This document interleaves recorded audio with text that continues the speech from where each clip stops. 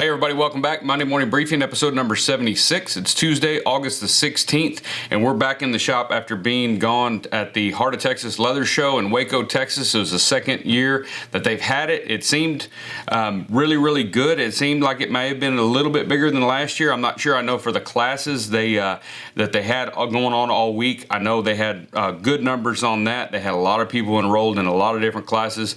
Even Claudia got enrolled in a class, got talked into taking Aaron's sneaker class, making a pair of leather sneakers, her and a good friend of hers, and they had a blast. And I was glad that she took the time to do that. We kind of had to juggle the kids. We had them with us, so sometimes they were hanging out with me, and then when I was teaching class, and then they'd run across there and go see what she was up to and come back and forth. So had to do that, but that's just where we're at, and the kids had a blast at the show. But we left here on Tuesday of last week, and we got up there, we got everything unloaded out of the trailer, and then I started teaching classes Wednesday morning, taught all day Wednesday and Thursday. And if you came by the booth, I want to thank you first for coming to Waco and coming by the booth and giving me the opportunity to shake your hand and meet you in person, and hopefully we got to visit for a good little bit and kind of hear some about you and where you're from and that kind of thing. If you liked the booth and all that we had there and kind of how it looked and everything, you can all thank my wife, because she did every bit of that, because I was in class. My intentions was we were going to work on it Wednesday evening and get it all set up and have it all ready to go. That way Thursday they could kind of hang out and do some other stuff. But by the time I got out of class, I'd gone up there and she had it all completely done. We just had a couple little odds and ends to take care of on Thursday, and outside of that, it was done. She was amazing. I was very impressed with how she made the booth look and everything, so I'm real proud of her and real happy to have her on my team. But we had a really good show. We really enjoyed it. I really enjoyed meeting. I think I talked to almost everybody in there for the 3 days of the show. It was really a neat opportunity. I also got to meet a lot of really good craftsmen that I've known of, and a lot of them I've admired and followed for years and years, even since I got started.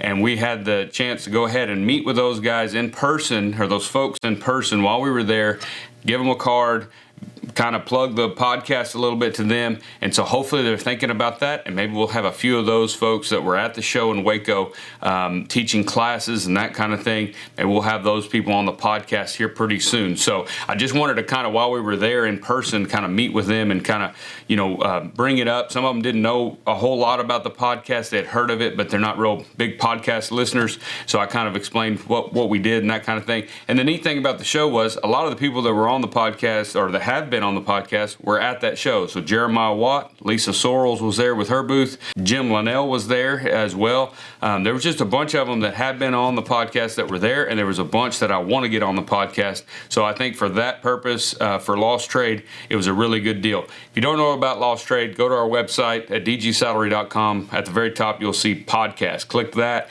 and you'll see all the podcasts we have on there, and you can just hit play on one of them and give one a go and listen to it. Or you can find them on Apple or Spotify. The podcast is doing good. We got a lot of great feedback from you guys at the show about how much you're enjoying that, so we're definitely going to try to keep that going. I haven't even tapped into the list of people that I want to interview and that I want to sit down and visit with, so hopefully we can keep that going, and we'll have more episodes coming. I know we didn't have one last week. Again, we kind of ran our pipeline dry there for a minute because I didn't have a whole lot of time to interview anybody those last 2 or 3 weeks before we left, because keeping jobs going in the shop as well as getting ready to go to a show is kind of hectic. But we got it done. We got there, had a great time. Want to thank everybody again. And now we're back in the shop and ready to get our fall going and getting geared up for Christmas. I know nobody wants to talk about Christmas, but first, before we talk about that, I got a tree in for a fellow. We're going to try to build this saddle as quickly as possible. This is for a really good customer, and we're going to go ahead and get it going. It came in while I was gone. I was hoping it'd be here before I left, but I wouldn't have been able to do much with it if it had, but it got here while I was gone. So we're going to put that on the rack, and we're going to get it going here pretty quick. And I might go ahead and shoot footage of this saddle as I build it, so that we can put a version of a saddle build video together where you can see pretty much a saddle being built from start to finish. It's not going to be a tutorial. It's not going to be an in-depth saddle building video. It's just going to be a video to show you one being made from start to finish, and it won't have every detail in there, but it'll have bits of all the aspects of it as it comes together. Probably end up being about 30 minutes long, something like that, maybe not even that long. I'll just see what I can come up with. Had a lot of people in the booth that had asked me if I could do one of those, and many of them don't have any interest in really building a saddle. They just want to see one go together, because it is somewhat of the pinnacle project is what I call it. It's the every aspect of leather work can potentially be in a saddle, from upholstery to embossing to tooling, obviously, construction. There's just every aspect of leathercraft can be in a saddle, potentially, depending on what type of saddle you're building. So that's why most people, when they get involved in leathercraft, that's kind of that one where someday I'd like to, right? So someday I'd love to build a saddle, because it really tests all your skills. If you're just starting in leathercraft, I usually don't recommend you going straight to the saddle, because every skill set you need to understand and you need to be proficient at, because you're going to have to do a lot of that. So skiving, stitching, measuring, squaring up, forming, shaping, all of those things come in, and if you're not good at those because you haven't done them enough, you're going to have a hard time getting through a saddle. So I usually recommend people start with smaller projects if you're just starting out in leatherwork. If you haven't done any leatherwork at all and you just started 2 days ago, start doing knife sheaths, belts, things like that, and work your way up through the projects. When you feel comfortable, take on those larger projects, especially bags. If you're going to do, a purse or a briefcase or something like that, they have a lot of the same feeling as a saddle, because it's a bigger project and you have independent pieces that you're creating and developing, and then you have to bring all those pieces together and have them fit into one final product. And so that's the way I kind of look at things, and how I kind of recommend people. Now, if you've been doing leather work for years and you know how to measure, stitch, skive, shape, form, dye, tool, all of those things, you kind of do a pretty good job on all of those, then hop in and give it a go if you've got that opportunity. But if you're just starting out, let's start out. It's like woodworking. You start out building birdhouses, you don't start out building a house. And so we're going to kind of do that and go from there. But I think it'll be a neat video. I'm going to just try to, like I said, put something together where at least you can kind of see the whole process, at least glimpses of it, and maybe it'll make a neat video. We'll just throw it up there. Like I said, it's not going to be an educational video as far as me explaining everything that I do and all the different aspects and all that stuff, but it will be, hopefully just kind of a run through on one going from a raw tree to a finished saddle. This tree in particular is made by Billy Hogg out in Arkansas, and we've been getting a few more trees here the last few years. We've been building on more and more of these. We really enjoy them. Like I said, my main tree maker still is Ray Lewis, and he builds 99% of the trees that I build on, but we are getting a few more from them, and just per customer's request, and I think it makes a little bit more versatility in our saddles, where like this guy in particular has one. After he gets this one, he'll have one of every tree for the most part that I've ever built on. He's got 3 or 4 now, and then this one will be coming, and so he just wanted to have one on each tree, and a couple of them were used that he bought, so they were trees we no longer use, but he has them. And so if he does have a horse that's a little different, not that I don't believe the tree, sometimes the tree can make a little bit of difference as far as like who made the tree, but I usually set my trees up the same no matter what. But each tree maker's bar style and little subtle differences and stuff can make a difference sometimes. And when a guy's got 7 or 8 horses that they're riding at any given time, working on and stuff, it's good to have a little variety. So we do build on a few of those, so we're going to get that one started pronto this week, and like I said, we'll work on that. One thing, I didn't buy as much stuff at the show as I wanted to. Honestly, the show went by so fast that I noticed it was Sunday at about noon when I realized there was a bunch of stuff I never went and looked at. I went by Barry King's booth, and you guys had it, so everybody was there, had it so crowded, there was no way I was going to get in there and look at any tools, which is great, and that's what we like. We like all the vendors at any show to be doing well, and Barry's booth, as everybody knows if you've been to a show and seen his booth, it's always the hot spot. Everybody's always there looking at tools and picking out some new tools to add to their collection. But I really didn't need anything, but I got there early one morning and was looking at some stuff, and then just never made it back over there. But I can always call him. You can too. Just call up there or get on his website and order what you need. But it's really neat to look at it right there in person. But I did go by Celoy's booth, and if you went by there and got a chance to talk to Celoy, he's a super nice guy, and that's where I get all the goat skins for our bifold material packs and things like that. We've talked about his goat skins before, but I wanted something a little bit higher end, and he mainly markets to bootmakers. It sells a lot of leather to custom bootmakers, and so his leathers are really high quality. And I wanted to try some French calf just for like maybe a liner in a really nice bag. I've got another bag idea that may be coming up here pretty soon. I'm just kind of getting all the details worked out. And so I kind of went over there and looked at it, visited with him about the French calf and pricing and kind of how big they were and all the different aspects. And so I really liked them. So I sent Claudia over there and she picked out, I was just gonna get one, but she ended up getting two. So she's got some idea. I haven't really talked to her about the bag that I'm doing yet because I don't have all the details fleshed out. But I had the idea, and that knife needs to be sharpened. Somebody must have been using it while I was gone because it's horrible. But anyway, this is the French calf here, and she went ahead and picked out one of her favorite colors is turquoise or teal. Some people call it teal, but this stuff is it's really nice. It's about a 3 ounce, somewhere around there. It's not quite as small or quite as thin as the goat skins, but super clean. I mean, there are very few any kind of scratches or, bug bites. There's really nothing in these. I mean, they're just really, really clean. And I think you could do interiors out of this. I may throw, just to kind of play with some before I get to actually doing a project, I might cut some of this up into a wallet interior and just see how it goes. I have a feeling it's gonna be a little bit heavy, but it's so nice, I really just wanna try it. He's got it in a lot of different colors. And then she picked out this deep burgundy here. It's almost got some more brown in it than it does the maroon or the red burgundy. And it's really nice. Even the back side, the flesh side on these are really, really clean. And so if you're interested in getting something really high end, this stuff's not alligator pricing. I mean, it's not super, super expensive, but when you compare it to goat skin, it's definitely a little bit more. But I've bought chap leather that was comparable to this in price many times, so it's not crazy expensive.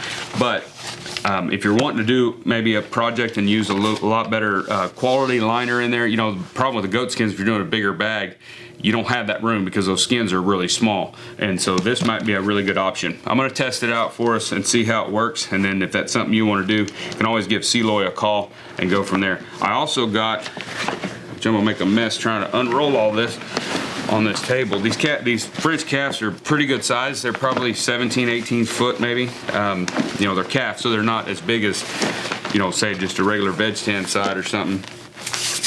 And then I also got a few skins of this black cherry.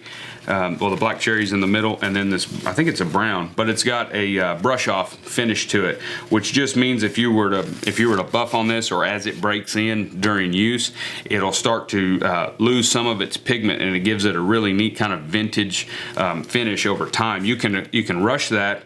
There's a number of different ways to kind of rush that buff off kind of effect after you build the project, and you can certainly call Celoy and visit with him about that. I've played around with it some, but I made a little wallet one day and just kind of brushed it off on a hair wheel on our finisher back there, and it actually does brush off some of that opaque toning there and kind of lets that other color bleed through.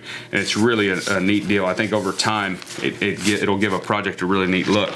But I got some of those just to play with it. I got one project I need the black cherry for, and then the rest is just going to be to have. I figured while I was there, might as well grab them. And that's kind of what's nice about that show, is if you're wanting to buy a lot of like chap leathers or anything like that, chap leathers are so, and chap leather for me runs underneath one big umbrella, right? So it can be oil tans, chrome tans, glove tans. There's a lot of that I put underneath the umbrella of chap leather. We may have talked about that before, but it's basically just anything that's not a veg tan necessarily, and it's not something you're gonna tool. It's more for making leggings, lining bags, gussets and bags, different things like that. But you can, with that kind of stuff, a lot of times it's so much better when you can go by Maker's Leather Supply booth or Celoy or ALD. There's all kinds of people out there that have when you go to a show, they'll have tables full of these leathers, and you can go through there and just kind of pick them out. Helped a good friend of ours, her son, pick out some leathers for some chaps. He took a chap making class there at the show, and he's going to get him a pair of leggings going.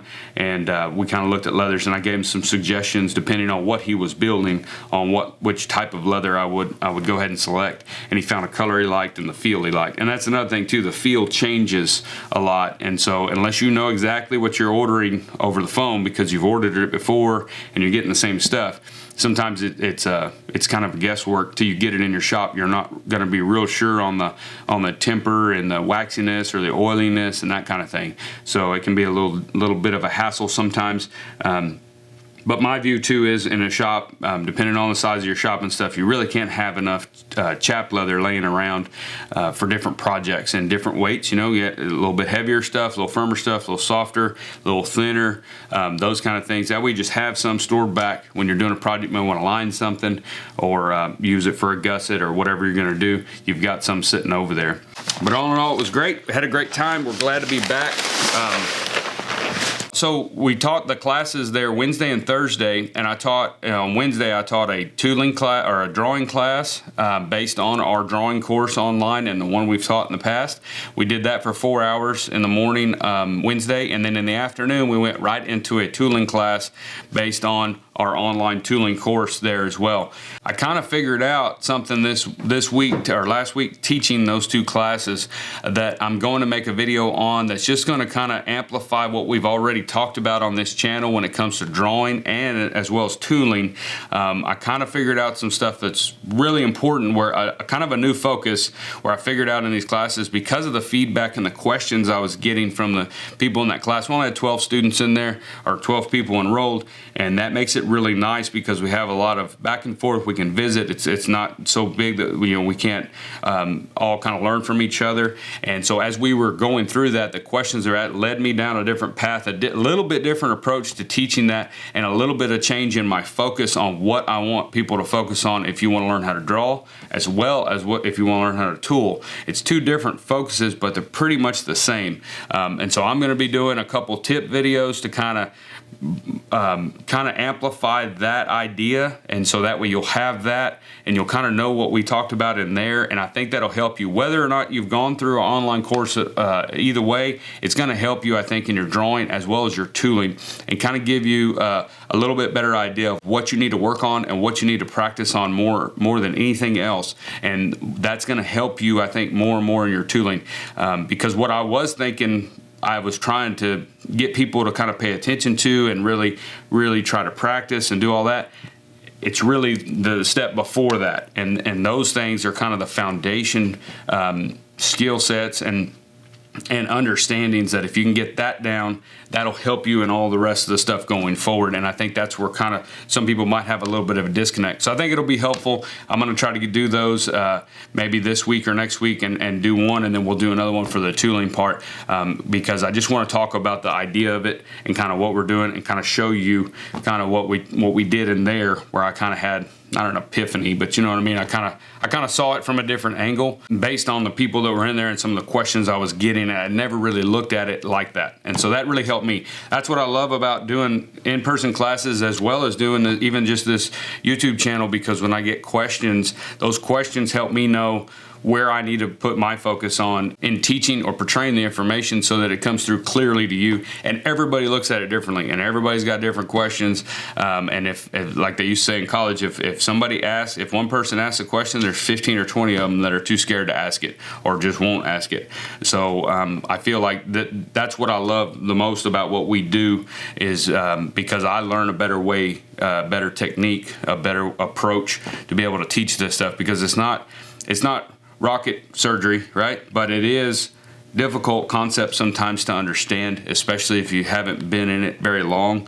And sometimes when you look at it from a different vantage point, the light bulb just comes on. And we had a couple people that said that happened for them in my drawing or my tooling class this weekend or last week. That felt really, really good, because it's very helpful to know the information's coming through clearly and people can actually put it to use. But anyway, we'll work on those. get those going. That's really all I got for you today. Be sure and check out Lost Trade Podcast. Like I said, if you haven't subscribed to it on your Apple or Spotify deal or whatever, go ahead and do that. If not, check back on it. We will, of course, we'll notify you here on the Monday briefing on when a new one's out and who it is and that kind of thing. But we'll have some more coming up here pretty quick, and we're going to just go ahead and start getting ready for the fall. I mentioned Christmas at the beginning of the deal here. And we'll get more into that in next week's Monday video. But yes, Christmas is coming, so now's the time where you need to start kind of preparing, getting ready, getting to know how many orders you're going to take, what's your bandwidth, how much can you take without putting yourself in a bind. And that's kind of the stuff that we're gonna kind of start prepping you for as we come out of August. Retailers really start looking at Christmas into August, beginning of September.